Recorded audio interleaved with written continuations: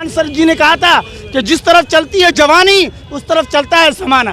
तो यकीनन ज़माना चलेगा और बिहार का ये लाल एक दिन हो सकता है। माँ ने दुआ दिया प्रधानमंत्री, मुख्यमंत्री तो अब कुछ है ही नहीं, बनकर रहेगा कि मजलूम की सदा से न हिल जाए आसमां, मजलूम की सदा से न हिल जाए आसमां। इतना करो न जुल्म खुदारा ज़मीन पर।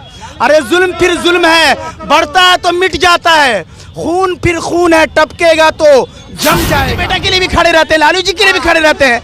अगर एफआईआर उन पे भी 75 तरह के हैं, तो अगर सना बिहार के लिए हुआ है तो क्या हम उन्हें छोड़ दें जो हर वक्त खड़े रहते हैं? का सरकार नहीं है, 47 वाला कलम का सरकार, पढ़े लिखे नौजवान का हरगिज नहीं होगा कि हौसला जवा रखते हैं, मर्तबा ये आलीशान रखते हैं, दिल में है भारत, इसलिए हथेली पर ये भैया जान रखते हैं। ये घबरा जाएगा फौजी का बेटा।